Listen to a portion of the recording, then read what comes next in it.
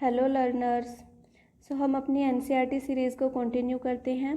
Class 8th NCERT English book honeydew की ये है थर्ड पोएम।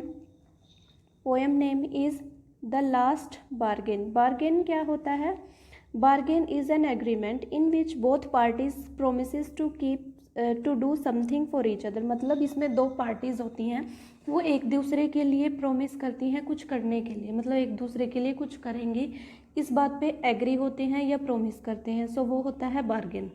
ठीक है, इसमें क्या है पोएम में कि कोई काम की वेट में है, someone is looking for work waiting to be hired, और वेट में है कि कोई उसको हायर कर ले, लेकिन दो बार उसके जो हायर करने कोई आता है 2-3 बार, तो वो उससे सेटिस्फाई नहीं होता और हायर नहीं होता, लेकिन लास्ट में बिना कुछ दिए वो हायर हो जाता है। ये है हमारी पोएम। सो पोएट जो है वो क्या कहना चाहते हैं, व्हाट इज़ द बार्गेन, की बार्गेनिंग क्या है और ये बेस्ट क्यों है, ये है सवाल हमारे पोएट का। पोएट कौन है? रविंद्रनाथ टैगोर।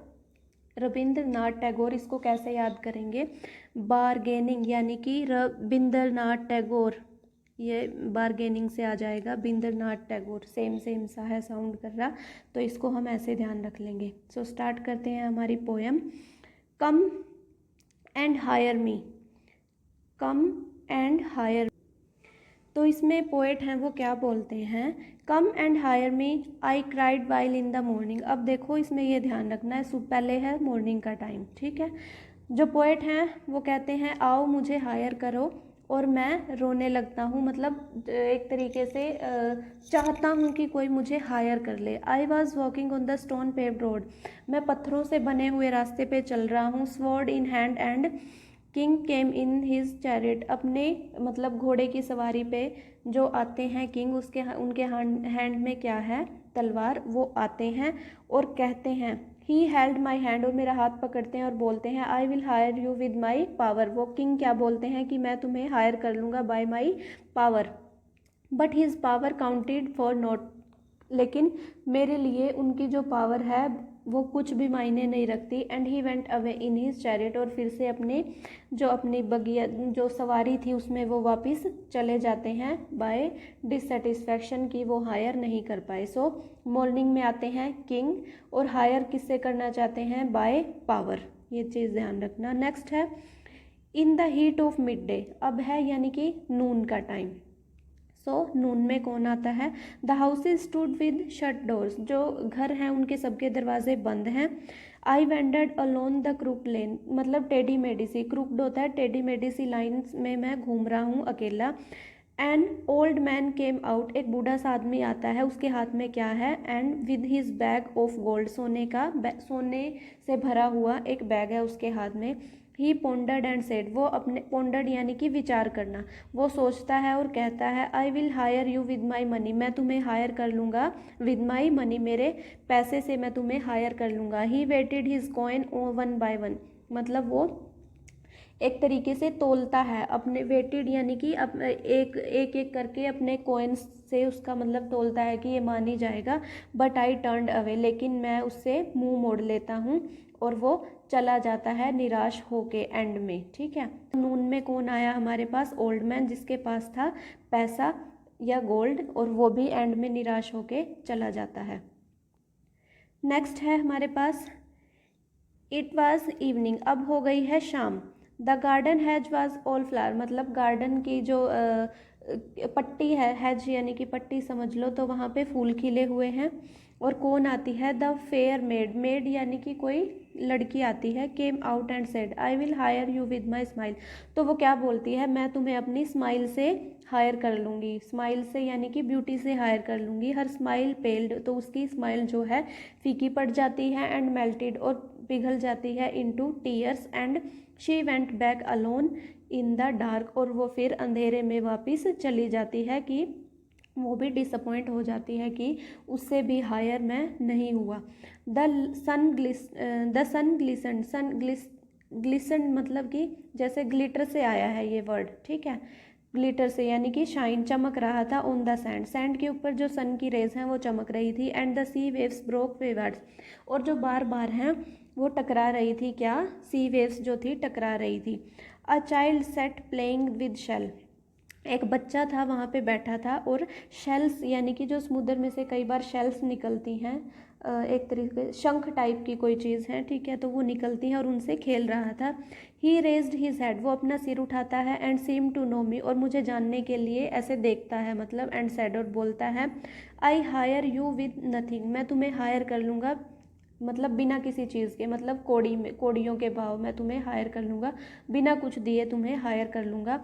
फ्रॉम हैंड्सवर्थ, और वहीं से दैट बार्गेन स्ट्रक, उसी जो बार्गेन थी उसने मेरे दिल को छू लिया। इन चाइल्ड्स प्ले, और बच्चे के खेल में, made me a free man, और उस बच्चे के खेल ने मुझे एक फ्री मैन बना दिया। मतलब जो बच्चों के साथ जो पोएट हैं वो घुल मिल गए और उनके भोलेपन पे उनको मतलब प्रेम आ गया एक तरीके से, और उनसे वो हायर हो गए उस बच्चे से। सो ये थी हमारी poem written by Rabindranath Tagore. इनको ध्यान रखना, पोएट का नेम। नेक्स्ट पोएम देखते हैं हमारी कौन सी है। सो हमारी फोर्थ पोएम है the school boy. The school boy के जो पोएट हैं वो हैं William Blake, BLAKE, William Blake. अब विलियम ब्लेक भी बहुत मतलब इम्पोर्टेंट पोएट हैं। अगर हम लिटरेचर के पॉइंट ऑफ व्यू से देखें तो हम इनको लिटरेचर में भी हम पढ़ेंगे इनको, ठीक है। तो अब हम देख लेते हैं इनकी poem the school boy. The school boy in the poem is not a happy child, मतलब जो स्कूल बॉय है वो पोएम में एक हैप्पी चाइल्ड नहीं है। क्यों नहीं है? वट मेक्स हिम अनहैप्पी, तो वो क्या है जो उसको अनहैप्पी बनाता है। Why does he compare himself to a bird, वो अपने आप को एक बर्ड से कंपेयर क्यों करता है। That lives in a cage, जो कि पिंजरे में रहता है। और a plant that withers with it should blossom, जो और अपने आप को मतलब बर्ड्स और प्लांट्स से वो क्यों कंपेयर करता है। सो देखते हैं क्या है पोएम में। I love to rise in a summer morn. So जो बच्चा है वो क्या कहता है, आई लव टू राइज, मुझे मतलब खिलना या उगना पसंद है समर मॉर्निंग के साथ, मतलब गर्मियों में जो धूप खिलती है उसके साथ। व्हेन द बर्ड सिंग, जब जो बर्ड्स हैं वो गाते हैं। उन एवरी ट्री, जब हर पेड़ पे, मतलब समर मॉर्निंग के साथ जो हर पेड़ पे जो बर्ड्स हैं वो गाते हैं, उनके साथ मुझे राइज होना पसंद है। The distant huntsman winds his horn, जो मतलब जो हंट्समैन हैं विंड्स हिज हॉर्न, अपने हॉर्न दिखाते हैं। And the skylark sings with me, और जो स्काईलार्क यानी कि कोई बर्ड है वो गाता है मेरे साथ। ओ व्हाट स्वीट कंपनी, ओ मतलब ये इस पे एक बुक करते हैं कि क्या स्वीट कंपनी है ये, मतलब कितनी अच्छी कंपनी है जिसको मैं एंजॉय करना चाहता हूँ, जिसको कि पोएट एंजॉय करना चाहते हैं। But to go to school, लेकिन मुझे स्कूल जाना पड़ता है। इन अ समर मॉर्निंग, और समर मॉर्निंग में मुझे स्कूल जाना पड़ता है। ओ इट ड्राइव्स ऑल जो जॉय अवे, ये सब कुछ मतलब जो मेरे अंदर ये जॉय पैदा हुआ है इसको ख़त्म कर देता है या इसको नेगलेक्ट कर देता है एक तरीके से।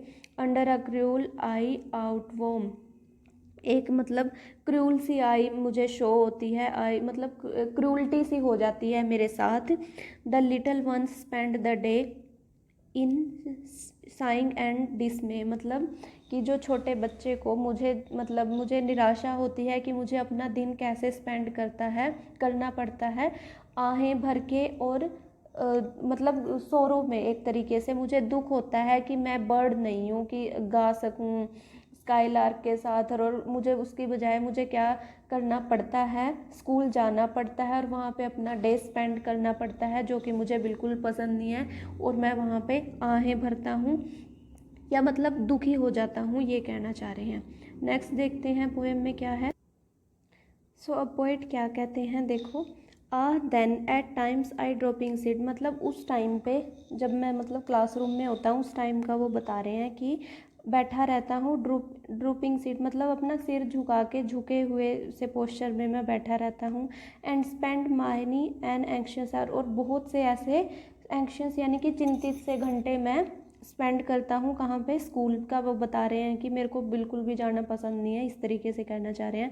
नोर in my books and can I take delight, ना मुझे बुक्स अपनी बुक्स में कुछ खुशी महसूस होती है। नोर सिट इन लर्निंग्स बोअर, और ना ही मुझे सीखना पसंद है, ना ही बोअर्स यानी कि एक तरीके से झरना होता है, या फिर मतलब जब वो लर्निंग बह रही होती है, यानी कि एक तरीके से क्लास का जो एटमॉस्फेयर है, सीखने वाला एटमॉस्फेयर उनको पसंद नहीं है। Worn through with the dreary shower, और वो मुझे कैसा लगता है सब सुनसान सा, मतलब ड्रेयरी होता है सुनसान सा, जो शावर है वो मुझे वहाँ पे लगता है।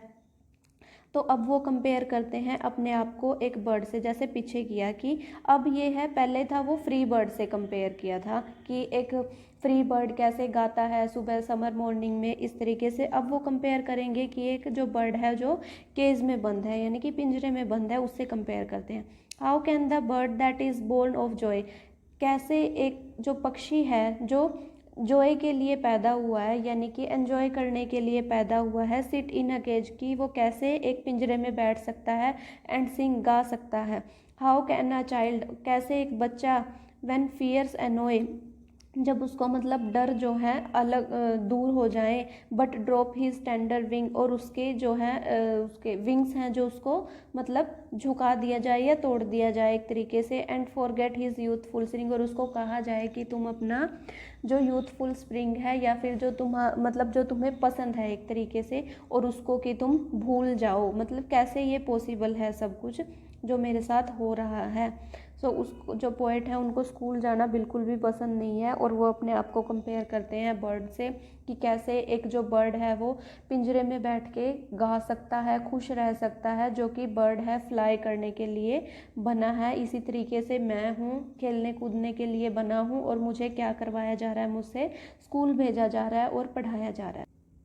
नेक्स्ट हैं जो पोएट क्या बोलते हैं, ओ फादर एंड मदर, वो अपने मतलब पेरेंट्स को बोल रहे हैं। If birds are nipped, birds होती हैं जो मतलब छोटी छोटी जो कलियां आना शुरू होती हैं ना, जैसे फ्लावर बनने से पहले जो छोटी छोटी बर्ड निकलती हैं किसी भी प्लांट में, तो उनको बोलते हैं वो बर्ड्स होती हैं। वो तो बोलता है पोएट कि ओ मेरे मम्मी पापा, कि अगर बर्ड्स को निप यानी कि तोड़ दिया जाए या रोक दिया जाए, एंड ब्लॉसम्स ब्लोन अवे, और उनको मतलब पूरा खिलने से पहले ही उनको तोड़ दिया जाए, या उनको ब्लोन अवे मतलब उनका जो फिर जो उगने वाला टाइम है, खिलने वाला टाइम है, वो चला जाएगा। And if the tender plants are stripped of their joy in the springing day, और जो प्लांट्स हैं जो उगे हुए हैं, ये प्लांट्स जो उग रहे हैं अभी अभी, तो उनको अगर मतलब उनको स्प्रिंग डे आने से पहले ही उनको उनके एन्जॉयमेंट से दूर कर दिया जाए, यानी कि उनको भी उनके तने से तोड़ दिया जाए एक तरीके से,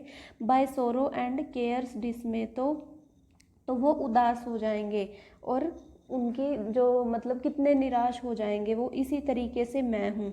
how shell the summer rise enjoy, तो वो समर कैसे एन्जॉयफुल या एन्जॉय वाली हो सकती है अगर जो बर्ड्स है और जो प्लांट्स है उनको मतलब पहले ही तोड़ दिया जाए, उनके खिलने से पहले ही उनके साथ ऐसा हो जाए, तो वो समर जो है वो जॉयफुल कैसे हो सकती है। और द समर फ्रूट अपीयर, तो वो फ्रूट्स भी कैसे अपीयर होंगे समर्स में, मतलब जो पोएट हैं वो ये कहना चाह रहे हैं कि एक बच्चे को अगर उसके ऊपर ऐसे प्रेशर दे दिया जाए, जैसे फ्लावर से कंपेयर करके बोलना चाह रहे हैं कि जो फूल हैं उनको खिलने से पहले ही तोड़ दिया जाए, प्लांट्स को ग्रो होने से पहले ही उनको काट दिया जाए, तो जो स्प्रिंग है मतलब जो उसके स्प्रिंगिंग डे यानी कि जो यूथफुल डेज हैं वो कैसे आएंगे, तो मतलब उनका जो टाइम पीरियड है वो बिल्कुल ही ख़राब हो जाएगा आने वाला।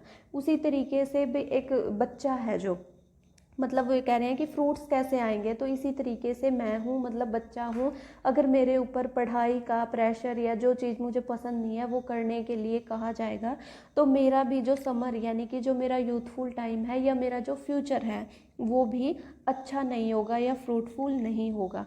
तो ये थी हमारी पोएम। इसके पोएट का नाम है विलियम ब्लेक। इसको हम एक नेचर पोएम कंसीडर कर सकते हैं क्योंकि यहाँ पे नेचर से बहुत ज़्यादा कंपैरिजन किया गया है। ठीक है, सो हमारी नेक्स्ट पोएम देखते हैं कौन सी है। नेक्स्ट पोएम यानी कि fifth poem and last.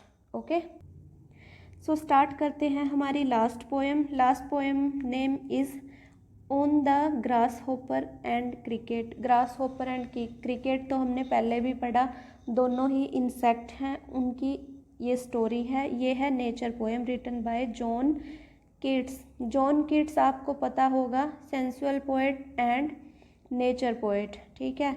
John Keats literature point of view से भी बहुत इम्पोर्टेंट है। तो आज हम इनको देखते हैं इस पोएम में क्या है। स्टार्ट करते हैं poem. Unlike the art and the cricket, art and cricket की तरह ही, मतलब जो हमने पीछे पोएम रीड की उसकी तरह ही, विच टेल्स अ स्टोरी, जो इज़ अ नेचर पोएम। मतलब जो आर्ट और क्रिकेट थी वो क्या थी, फेबल थी, यानी कि उसमें एनिमल्स जो थे एज अ करेक्टर शो किए गए थे। लेकिन जो ये पोएम है हमारी on the grasshopper and cricket, ये है एक nature poem. In it the grasshopper and cricket do not appear as characters in the story, मतलब एज अ करेक्टर उनको शो नहीं किया गया, rather they act as symbols की तरह उनको शो किया गया। इट सजेस्टिंग समथिंग एल्स, मतलब कुछ मीनिंग जो कन्वे करना चाह रहे हैं।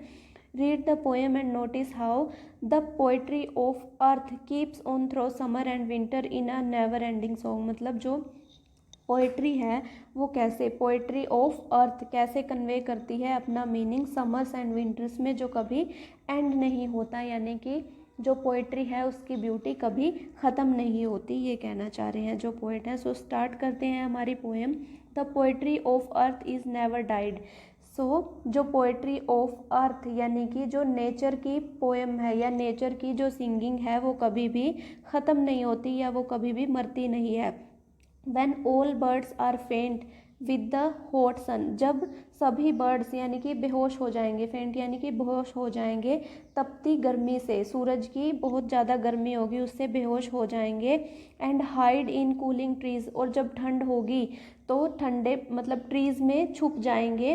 अ वॉइस विल रन, तो एक आवाज़ आएगी। From hedge to hedge, hedge यानी कि कलियों से या मतलब बचते बचाते हुए, मतलब टकराते हुए हम बोल सकते हैं, बचते बचाते हुए एक आवाज़ आएगी। About the new mown mead, new mown mead means the from hedge to hedge about the new mown mead. So poet क्या बोलते हैं कि new mown mead means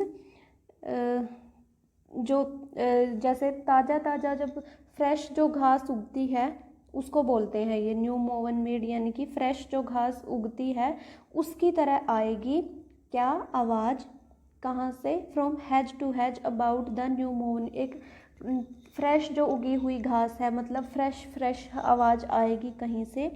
that is grass hoppers, वो होगी किसकी, ग्रास होपर की। ही takes the lead, तो वो लीड रोल मतलब इसका जो है रिस्पॉन्सिबिलिटी लेंगे इसकी। इन समर लग्जरी यानी कि समर की जो ब्यूटी है एक तरीके से उस टाइम पे। He has never done with his delights, क्योंकि उसने जो समर है उस टाइम पे उसने कोई भी मज़े नहीं किए। किसने, ग्रास होपर ने समर टाइम पे कोई भी खुशी नहीं मनाई या और इंसेक्ट्स की तरह एंजॉय नहीं किया समर को, समर की लग्जूरियस लाइफ को। तो विंटर के टाइम पे कौन आएगा, grasshopper. For when tired out with fun, जब थक चुके होंगे सब फन से, मतलब जो मौज मस्ती है उससे थक चुके होंगे। He rest at ease beneath some pleasant weed, तो वो कहाँ पे रेस्ट कर रहा होता है, जो ग्रास होपर है हमारा, कुछ वीड्स यानी कि घास उगा हुआ होता है, वेस्ट जो घास होता है, खरपतवार जिसको बोलते हैं, वहाँ पे वो रेस्ट करता है। किस टाइम पे, जब समर लग्जूरियस लाइफ का सब इंसेक्ट्स एंड बर्ड्स एंजॉय ले रहे होते हैं या एंजॉय कर रहे होते हैं, लेकिन उस टाइम पे जो ग्रास होपर है वो एंजॉय नहीं करता, और वो कब निकलता है, विंटर्स में, ठीक है। नेक्स्ट है the poetry of earth is ceasing never, मतलब जो हमारी earth of poetry of earth मतलब हमारी जो नेचर है उसकी पोएट्री कभी सीज नहीं होती, यानी कि एक तरीके से लोक लगाना या बंद होना बोल सकते हैं हम कि वो बंद नहीं होती। On a lawn winter evening when the frost has broth a silence, कि जब शाम के टाइम पे सो जो पोएट क्या बोलना चाह रहे हैं कि जो विंटर्स में विंटर इवनिंग यानी कि सर्दियों की जो ठंड होती है, फ्रोस्ट होता है एक तरीके से, ठंड होना मतलब एक्सट्रीम ठंड बोलते हैं जब हो जाती है। On the loan winter evening when the frost has brought a silence, यानी कि हर तरफ जब साइलेंस हो जाती है। फ्रॉम द स्टोन देयर श्रिल्स, तो पत्थरों से एक श्रिल्स यानी कि तीखी सी श्रिल्स आवाज़ आएगी। द क्रिकेट सॉन्ग, किसकी आवाज़ आएगी? द क्रिकेट सॉन्ग, क्रिकेट के सॉन्ग की। क्रिकेट यानी कि जो हमने पढ़ा था एक इंसेक्ट है पीछे पोएम में भी, जो फर्स्ट पोएम थी हमारी, तो उसकी आवाज़ आएगी। इन वार्मथ, गर्मियों में, इंक्रीजिंग एवर, जो जिसकी गर्माहट जो है जो बढ़ती जाएगी, ठीक है। And seems to one in drowsiness half lost, ऐसा लगेगा कि मतलब वो कैसे दिखेगी कि सीम्स टू वन इन, किसी को ऐसा लगेगा कि जैसे वो हाफ जो मतलब सुस्त, ड्रोजीनेस होता है एक तरीके से सुस्ती सी, मतलब सुस्तपन में दिखाई देगी कि वो हाफ सी है, मतलब जो आवाज़ है जो आ रही है, जो आवाज़ है वो हाफ सी है, मतलब पूरी तरीके से नहीं आ रही clearly. The grasshoppers among some grassy hills, और जो ग्रास होपर की कहाँ पे आएगी? ग्रास होपर कहाँ पे गाएगा? मतलब जो ग्रासी हिल्स हैं वहाँ पे जो ग्रास होपर है एंड द क्रिकेट हैं, ये दोनों मतलब जो पोएट हैं वो क्या कहना चाह रहे हैं?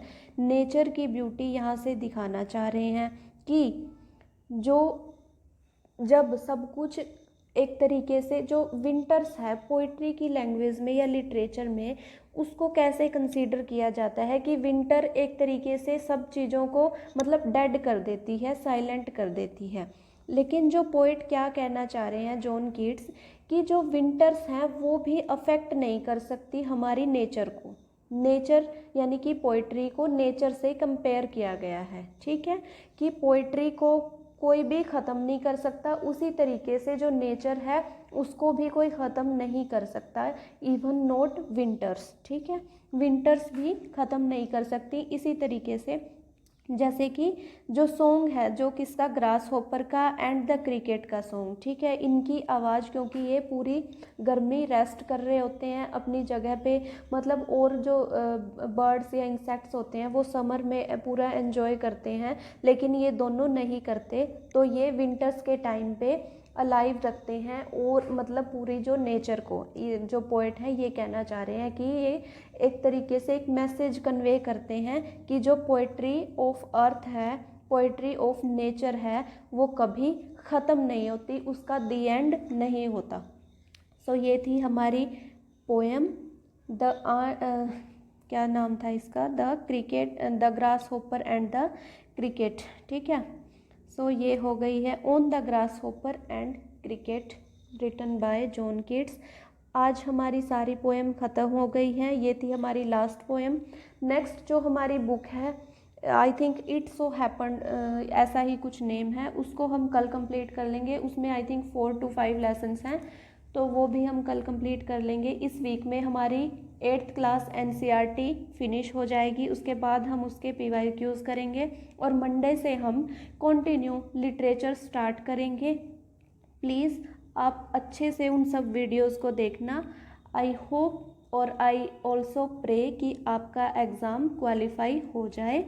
Thank you so much. अगर आपको मेरा कंटेंट पसंद आता है तो please like, share and subscribe. Also, please make an effort to comment in the comment section if you like my video. Okay, so thank you so much.